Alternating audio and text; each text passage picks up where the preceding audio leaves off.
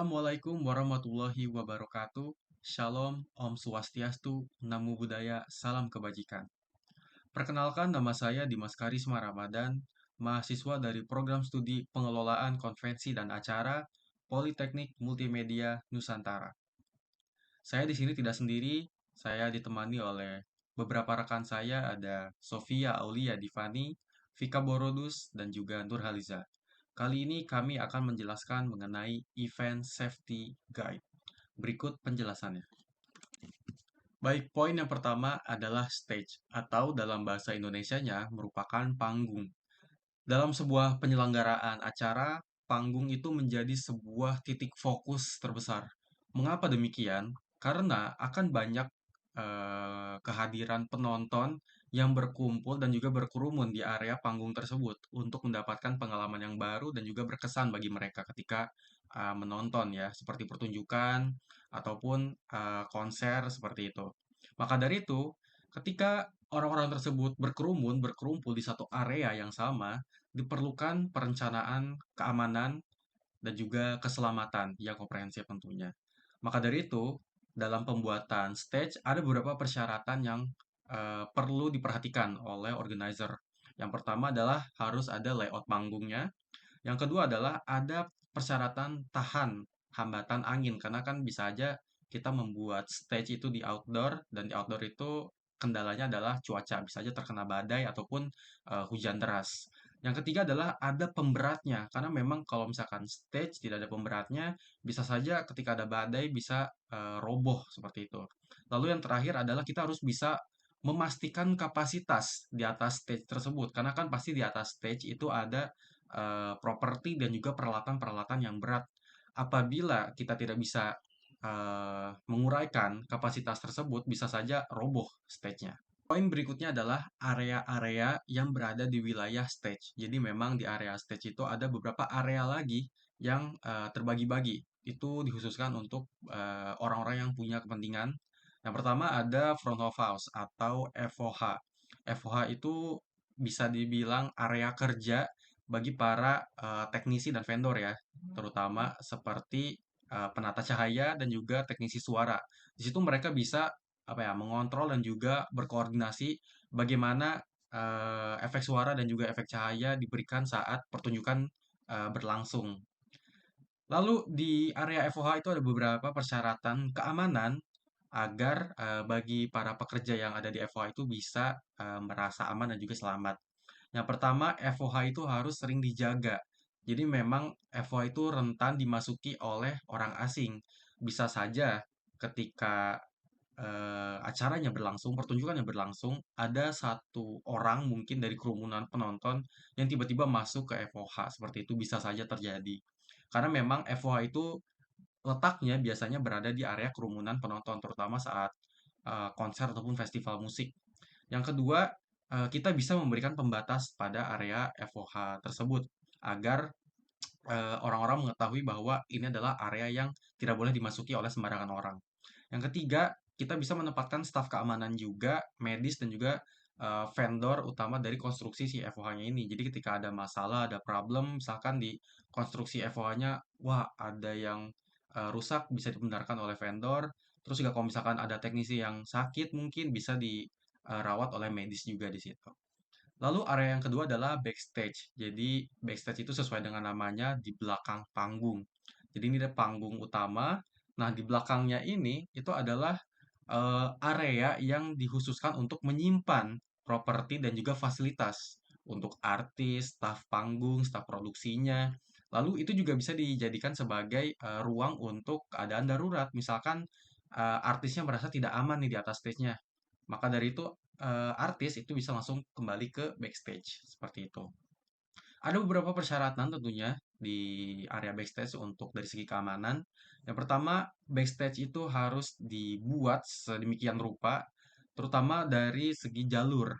Jadi memang di backstage itu dikhususkan untuk keadaan darurat juga, di mana truk pengangkut peralatan itu bisa diparkir di situ. Jadi ketika ada properti yang bisa langsung di take out, itu bisa langsung di apa ya, dibawa gitu oleh si truk pengangkutnya tersebut. Terus juga area backstage itu diukur Jadi ada tenaga medis yang bisa berjaga di area backstage tersebut. Jadi memang tenaga medis itu bisa ditempatkan di beberapa area, terutama di FOH dan juga backstage ya, karena memang itu berhubungan dengan para talent dan juga para pekerja. Lalu yang ketiga adalah stage pit. Ini bisa dibilang area yang ada pembatasnya lah antara panggung dan juga penonton. Jadi memang ada satu area yang orang-orang tuh bisa mondar-mandir di situ, khususnya untuk pekerja ya tentunya. Kalau misalkan teman-teman pernah melihat eh, media, fotografer, videografer, atau misalkan seperti security yang bisa kemana-mana mondar-mandir, nah itu namanya stage pit. Jadi ada penghalangnya tuh di situ. Misalkan ini penonton di sini, ini juga di sini penonton. Nah di tengah-tengah tuh ada jalan yang bisa dilalui oleh para pekerja. Nah ini tuh tidak bisa semuanya diakses oleh semua orang ya tentunya, karena memang khusus untuk yang punya akses yang bisa masuk ke situ.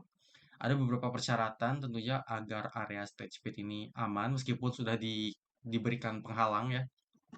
Yang pertama kita harus bisa membuat stage pitnya itu cukup ruang untuk staff, untuk para staff panggungnya, security, media, dan juga tenaga medis itu bisa berada di area tersebut. Jangan sampai kecil terus karena ada pekerja yang banyak juga akhirnya dempet-dempetan gitu.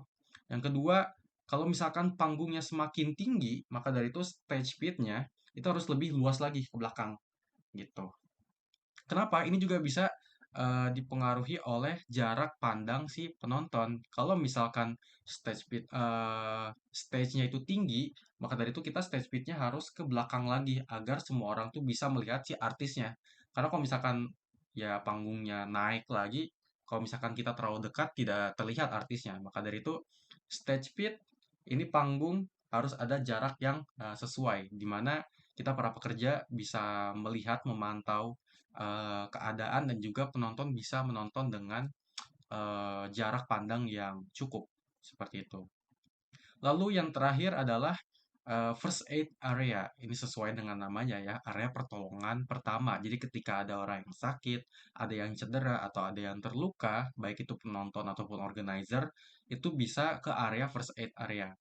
Nah, area medis ini tentunya banyak ditempatkan ketika konser ataupun festival musik berlangsung ya, terutama dekat stage juga biasanya ada.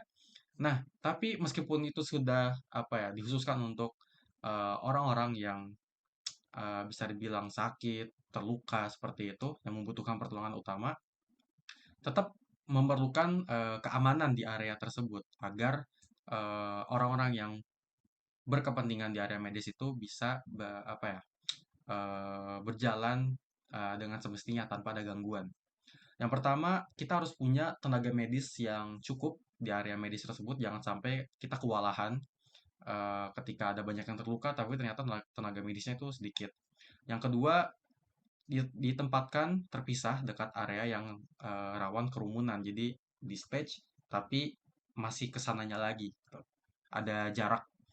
Lalu yang berikutnya, terlindung dari pandangan area penonton dan juga terlindung dari pandangan pers. Jadi memang ketika ada yang sakit biasanya suka diliput tuh, suka banyak orang yang kepo, yang ingin memvideokan. Nah, itu kan sebenarnya privasi ya. Maka dari itu kita perlu menutup area medis tersebut ketika ada orang yang sedang dirawat seperti itu. Lalu yang terakhir tentunya punya akses darurat dan dilengkapi dengan kendaraannya, P3K, terus ada area matras untuk berbaringnya dan juga air dan segala macam peralatan untuk mengobati orang-orang yang terluka di area medis tersebut.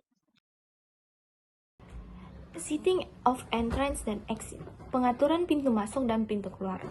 Penempatan pintu masuk dan keluar harus diperkirakan dengan baik karena hal ini mempengaruhi harus kerumunan baik di dalam maupun di luar area. Harus terdapat banyak ruang di depan maupun di belakang pintu masuk untuk memberi ruang lebih banyak kepada pengunjung yang sedang mengantri ataupun yang baru saja lewat. Area di sekitar pintu masuk dan pintu keluar harus dijaga agar bebas dari terjadinya penumpukan dan titik-titik pusat perhatian. Memastikan area setelah melewati pintu masuk dan pintu keluar tidak terlalu menarik, yaitu pengunjung tetap dapat berdiri setelah melewati pintu keluar, namun tetap didorong untuk terus dapat berjalan. Seperti pada contoh di gambar tersebut, di mana pengaturan pintu masuk dan pintu keluar yang disusun secara sistematis untuk menghindari terjadinya penumpukan oleh para pengunjung.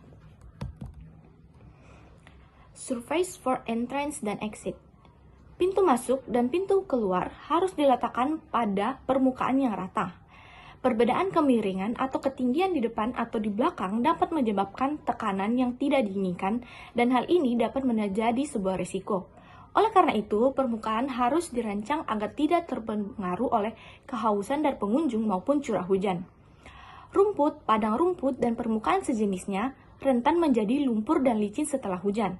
Sebaiknya pilih pintu masuk dan pintu keluar yang terbuat dari aspal atau kerikil atau rumput yang diperbuat untuk mengurangi terjadinya sebuah risiko tersebut. Jadi, kemiringan ataupun dataran harus disesuaikan dengan kebutuhan venue dan kebutuhan dari acara tersebut untuk menghindari terjadinya sebuah risiko-risiko yang tidak diinginkan. Setting versus crowd flow. Penting untuk merencanakan rute kerumunan menuju dari acara untuk mempertimbangkan penempatan pintu masuk dan pintu keluar. Rute yang baik membantu mendistribusikan tekanan kerumunan. Pintu masuk sebaiknya ditempatkan untuk mengarahkan pengunjung ke area penonton secara merata untuk menghindari terjadinya penumpukan di dekat panggung. Pastikan juga pengunjung dapat melanjutkan lebih jauh ke dalam area untuk menghindari kemacetan dan titik fokus acara tidak berada di dekat pintu masuk. Seperti pada gambar yang ada, sistematis pintu masuk dan pintu keluar untuk mengarahkan pengunjung untuk dapat duduk sesuai dengan tempat yang mereka dapatkan untuk menghindari terjadinya sebuah penumpukan. Langkah-langkah mengurangi risiko terjadinya penumpukan pada pintu masuk.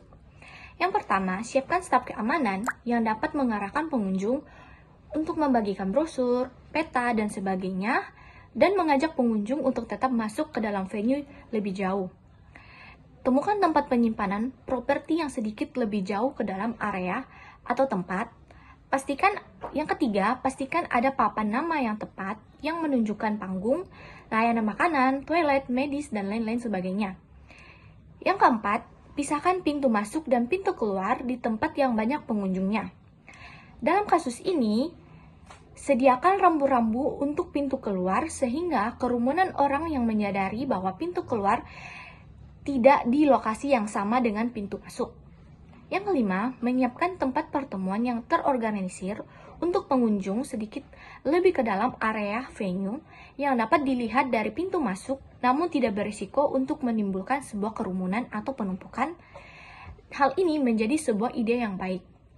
Yang keenam, hindari pandangan yang jelas dari arah panggung tepat di dalam area masuk sehingga pengunjung tidak dapat berdiri di area tersebut dan terjadi penumpukan.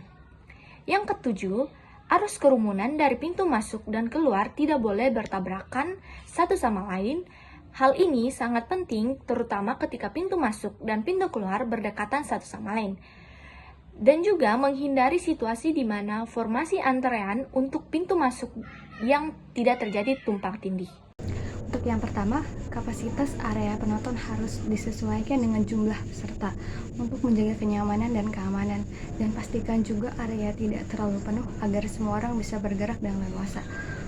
Untuk yang kedua, permukaan area penonton harus rata dan aman. Permukaan yang tidak rata atau licin bisa menyebabkan ketidaknyamanan atau bahkan kecelakaan bagi para penonton. Untuk yang ketiga, perhatikan juga kondisi geografis di sekitar.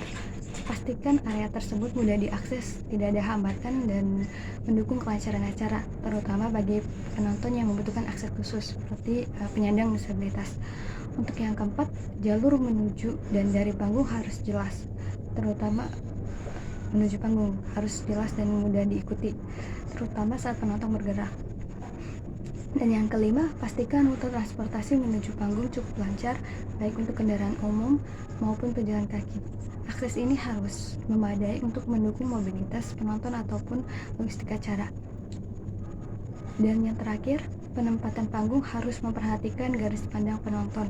Pastikan semua penonton dapat melihat dengan jelas tanpa ada halangan atau hambatan untuk memastikan kenyamanan mereka. Ada crowd barrier atau pagar pengaman kerumunan, yang dimana ini adalah elemen yang sangat penting dalam setiap acara dan untuk memastikan keamanan antara penonton dan panggung dengan tujuan untuk pengendalian keamanan dan kerumunan.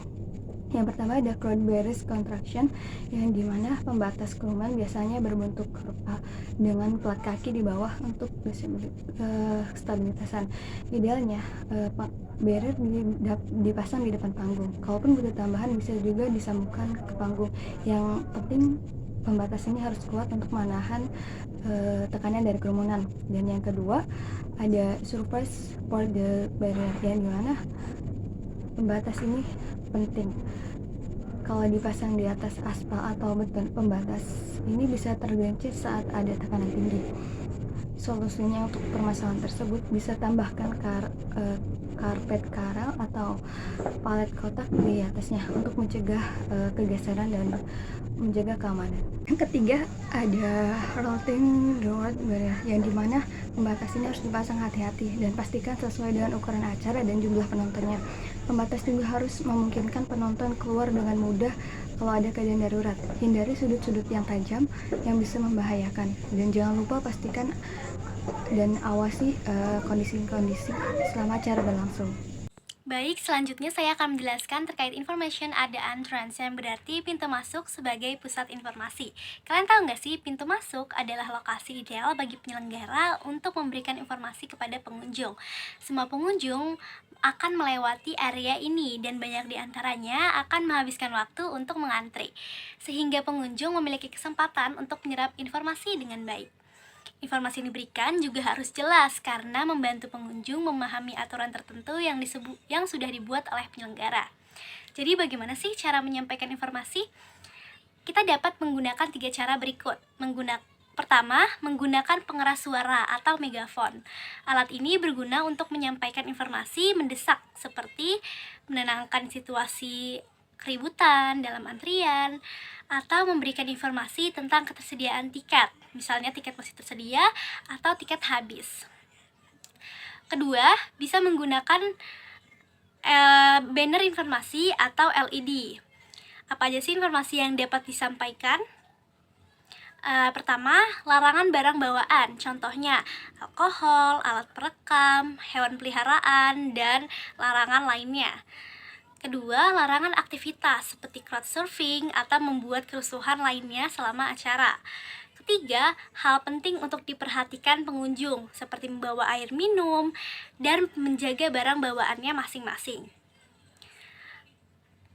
Atau bisa juga disampaikan jam operasional acara atau mungkin perubahan susunan acara atau line up-nya. Ketiga, dapat menggunakan penandaan pintu masuk, keluar, dan jalur evakuasi. Penandaan ini harus menggunakan warna sinyal berkontras tinggi untuk memudahkan orientasi, terutama bagi pengunjung dengan gangguan penglihatan atau disabilitas. Dan pastikan informasi tidak ditempatkan di lokasi yang menyebabkan kemacetan, seperti tepat di pintu masuk. Sebaiknya, letakkan informasi di luar pintu masuk. Penyelenggara harus memastikan semua informasi yang tersedia mudah dipahami oleh pengunjung, termasuk tata letaknya yang terorganisir dengan baik, teks yang mudah dibaca, format alternatif seperti informasi lisan untuk pengunjung dengan gangguan penglihatan. Selanjutnya, lighting and signage sebagai kunci kelancaran dan keamanan. Pencahayaan yang baik dan desain yang jelas adalah syarat utama untuk memastikan antrian dan pergerakan pengunjung selama di area acara itu berlangsung dengan lancar dan juga aman. Pengelolaan kerumunan di pintu masuk dapat berjalan lebih efektif dengan bantuan signage yang mudah dipahami. Berikut aturan penggunaan signage. Pertama, sign harus menunjukkan dengan jelas apakah pengunjung dapat keluar melalui pintu masuk yang sama atau tidak, atau pengunjung harus menggunakan jalur lain. Kedua, sign darurat terutama untuk jalur evakuasi harus sangat terlihat dan mudah dikenali oleh pengunjung. Ketiga, sign harus menggunakan desain standar dan berukuran besar agar terlihat pengunjung. Dan yang terakhir, tempatkan di lokasi yang mudah dilihat oleh sebanyak mungkin pengunjung, khususnya untuk sign pintu darurat. Lalu, aturan penggunaan lighting yaitu pastikan pencahayaan mencukupi di area antrian dan sekitar pintu masuk serta keluar. Pencahayaan yang buruk dapat mempersulit tugas staf keamanan dan pintu masuk, serta berpotensi memicu kerusuhan di antara pengunjung saat keadaan darurat. Baik, ini pembahasan terakhir yaitu evacuation routes atau jalur evakuasi. Ini menjadi komponen penting untuk keselamatan pengunjung acara. Pengunjung acara harus selalu dapat mengevakuasi area acara jika diperlukan. Semua jalur evakuasi baik di dalam maupun di luar harus ditandai dengan jelas, dilengkapi pencahayaan yang memadai, dan pengunjung juga harus diberikan informasi mengenai jalur evakuasi tersebut. Jalur evakuasi untuk acara di dalam ruangan mencakup pintu keluar dari lokasi utama atau koridor, tangga, balkon akses, dan rute lainnya menuju tempat aman. Apa aja sih persyaratannya untuk jalur evakuasi indoor? Yaitu sesuai dengan kapasitas dan pencegahan kebakaran. Lalu lebar bebas setiap jalur evakuasi minimal 1,5 meter dengan kapasitas jalur dihitung 150 orang per meter dan harus bebas hambatan. Jika jalur evakuasi utama terblokir, jalur lain harus mampu menangani maksimal 300 orang per meter dan bebas hambatan. Untuk jalur evakuasi acara outdoor dapat berupa bagian pagar yang dapat dibuka saat keadaan darurat. Berikut panduan umum untuk jalur evakuasi acara outdoor. Pastikan ada jalur evakuasi dari setiap bagian area acara. Tempatkan jalur evakuasi di sekitar area penonton panggung, memungkinkan evakuasi ke semua arah. Lalu letakkan jalur evakuasi di sekitar pintu masuk dan keluar karena banyak pengunjung cenderung kembali ke arah mereka masuk saat darurat. Penjelasan dari kami kelompok 2 terkait Event Safety Guide Chapter 6 and Chapter 7 yang menjelaskan tentang stage, entrance, and exit. Baik, itu saja yang dapat kami sampaikan. Kurang lebihnya mohon maaf. Terima kasih.